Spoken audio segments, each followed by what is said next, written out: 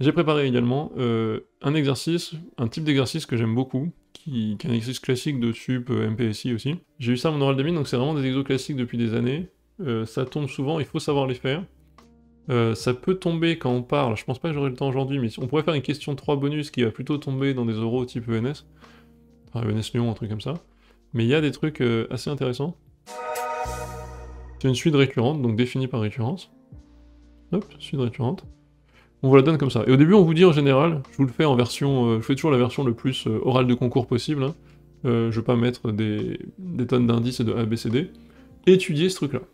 Quand on dit étudier, ça veut dire débrouillez-vous. Alors, on peut le prendre un peu vénère, on pourrait dire jusqu'à l'équivalent.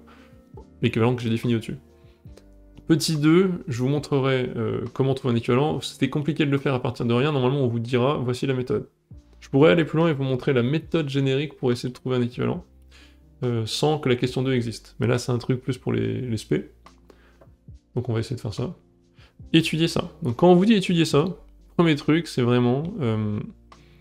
ce qu'il faut faire c'est repérer des choses faciles. On a... UN plus 1, moins... Et vous remarquez d'ailleurs que je vous la donne avec une définition de récurrence, c'est juste le fait que U0 est entre 0 et 1 positif, petit quoi. Pas besoin d'avoir un U0 spécifique ici, je m'en fiche en fait. Il me faut ça, juste, ça suffit. Voilà. UN plus 1 moins UN égale moins UN carré. Donc ça, par définition, bah... c'est négatif ou nul. UN décroît. Hop, ça, c'est donné, c'est gratuit, c'est cadeau. Est-ce que je peux montrer ensuite qu'elle est minorée? Ça serait super. Si je peux montrer qu'elle est minorée, je serais vachement content. Bah là je peux dire, on a UN plus 1 égale F de UN, avec F de X égale X moins X2, donc X, 1 moins X. Ça, en 2 secondes on peut le tracer, hein, si vous connaissez bien votre chapitre sur les polynômes.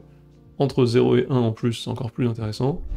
C'est une fonction, hop, qui passe par 0, qui passe par 1, maximum, c'est une parabole, donc c'est à la moyenne des deux racines, en 1 demi, et en 1 demi, qu'est-ce qu'elle vaut? Elle vaut 1 demi fois 1 moins 1 demi, elle vaut 1 quart. Extrêmement intéressant. Et donc, récurrence triviale. Récurrence triviale. UN, compris entre 0 et 1. Mieux, quel que soit n plus grand ou égal à 1, UN, pour être encore plus précis, même si j'ai peut-être pas besoin de ça, plus petit que 1 quart, plus grand que 0. Parce que U0, je sais pas trop où il est, je m'en fiche. Init, ah attendez, qu'est-ce que je peux faire? Oui, init, c'est bon. U1 égale F de U0. Bah, vu que c'est F de quelque chose, ça appartient à 0, 1 quart. Pourquoi? Parce que si c'est une image d'un élément qui est entre 0 et 1, ce qui est le cas de U0, j'ai vu avec l'étude de fonction, que j'ai fait en 2 minutes, c'est une parabole, hein, c'est entre 0 et 1 quart. Bah voilà, c'est fini. Hérédité, c'est la même chose. En fait, celle-là, je la rédigerai même pas. Quand on vous dit récurrence évidente, c'est ce genre de truc. Au début, on vous les fait encore rédiger, mais en fait, ça va. C'est évident. UN, soit n tel que UN est vrai, enfin, soit n tel que UN appartient à 0, 1 quart, UN plus 1 comme UN plus 1 égale F de UN, et UN appartient bien à 0, 1, alors UN plus 1 appartient à l'ensemble image de F, appartient bien à 0, 1 quart. Ok, bon c'est vraiment relou, mais bon, on les écrit encore. Bientôt vous les écrirez plus, vous serez content. Donc très vite on démontre que non seulement elle est décroissante, et en plus elle est comprise entre 0 et 1 quart. Donc ça c'est cool. UN décroît. UN borné. UN converge. Par le théorème de la convergence monotone. Tend vers L quand n tend vers plus l'infini, L un réel positif. Voilà, donc ça va super vite. C'est ça qu'on attend de vous quand on vous donne une relation comme ça et qu'on vous dit étudier, on va attendre ce genre de truc. T'es au lycée et tu galères en maths? T'aimerais bien faire pause sur le prof, revenir en arrière et réécouter le truc qu'il a expliqué? Bah maintenant, c'est possible avec Studio. On a fait plein de vidéos avec des profs jeunes, dynamiques, efficaces, les meilleurs du pays, où tu peux comprendre les notions, prendre ton temps et même te tester avec des QCM, réviser avec des flashcards. Essaye Studio, tu verras, c'est fait pour toi. Là pour l'instant, je vous ai étudié la fonction, la suite. étudier, pour moi, c'est, enfin ça, c'est le minimum. Vous étudiez, on dit elle est décroissante, elle est bornée, et elle converge vers elle. Qu'est-ce qu'on fait? Vers quoi est-ce qu'elle converge? Valeur de L. Là, en fait, il y a un théorème pour ça. On veut dire f est continu, donc on a un plus 1 égale un moins un carré, qui nous donne, bah, un plus 1 ça tend vers L, f de un ça tend vers f de L, donc là je peux écrire L égale f de L, et là c'est si et seulement si, L égale L moins L carré, si et seulement si L carré égale 0, si et seulement si L égale 0. Donc, un tend vers 0. Petit résultat final. Voilà, donc sur cet exercice, on a vu ce que c'est le début, et là on vous dit, question 2, tiens, sachant que en posant Vn égale 1 sur un, trouvez un équivalent de un. Je prends la relation ici, 1 sur n plus 1 égale 1 sur un, fois 1 sur 1 moins un. Mais je crois que c'est ça. Or, 1 sur 1 moins un, alors là le problème c'est que vous connaissez peut-être pas ça, vous connaissez 1 sur 1 moins q, égale 1 plus q, plus 3 petits points, plus q puissance n, plus 3 petits points. Et on peut dire, et je vais être obligé d'aller un peu le chipoter celui-là, je peux donc dire en fait, mais là je suis obligé de faire de la maths sup et de vous le montrer comme ça, c'est fois 1 plus un,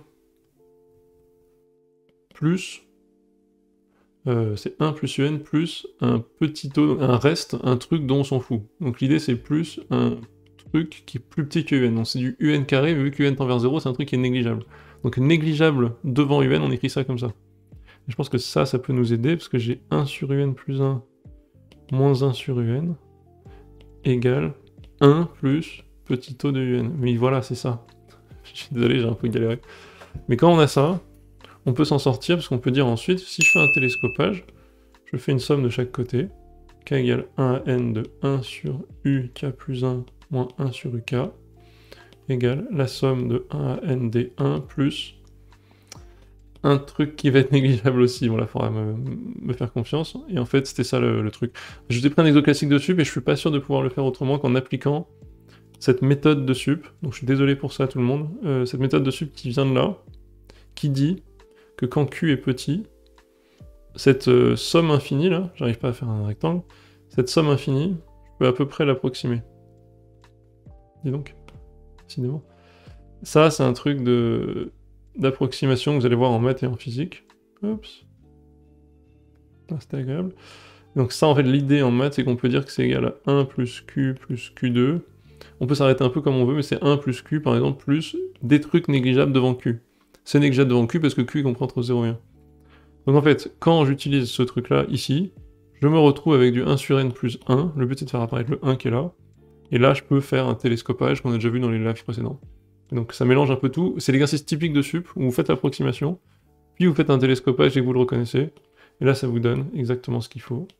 N plus des trucs négligeables. Bon, ça, on accepte, hein, je le fais un peu vite. Ça fait donc 1 sur un plus 1 moins 1 sur u0 égale, honnêtement, équivalent à n. Et à la fin, on obtient en fait 1 sur un plus 1, c'est la même chose, équivalent à n. Et donc un équivalent à 1 sur n. C'était long, mais c'était un peu ça. Un équivalent, c'est... J'ai déjà mis tout à l'heure. Quelque chose qui vérifie ça. Pour les deux personnes qui ont demandé. J'ai vu passer 2 fois. Un équivalent, c'est ça. Et souvent, quand on a des suites qui sont un peu compliquées, on a envie de savoir comment elles se comportent. Donc on sait en gros que là, en plus infini, elle tend vers 0, mais je voulais savoir comment elle tendait vers 0. Est-ce qu'elle ressemble à 1 sur n ou est-ce qu'elle ressemble à 1 sur n carré? Et donc voilà le type de deuxième question. J'ai été très ambitieux parce que j'ai pas réussi à faire la question 2 en full terminal. Mais bon, si je reviens un peu dessus, disons que vous êtes au courant que vous avez le droit d'utiliser ça, de dire que en gros 1 sur 1 moins q pour un q petit, c'est à peu près 1 plus q plus quelque chose de négligeable. Alors, on l'utilise ici. Et là, on se rend compte qu'on a du 1 sur un plus 1 plus moins 1 sur un. On a en gros la différence entre deux termes consécutifs d'une suite. Et donc la différence entre deux termes consécutifs d'une suite, on pense télescopage direct. Voilà. Donc c'est un télescopage parce que tu peux faire un truc comme ça. Voilà, c'est un peu particulier, oui, c'est vrai. Je pensais que la question 2 serait intéressante. Je suis parti en fait dans une révision de sup beaucoup plus qu'un truc de préparation de terminale. Au moins, si ça vous donne un peu de goût et si vous sentez que ça commence à être marrant les maths, tant mieux. Et je suis désolé pour tous les terminales qui regardent et qui se disent que c'est un peu trop hors programme, c'était pas mon but.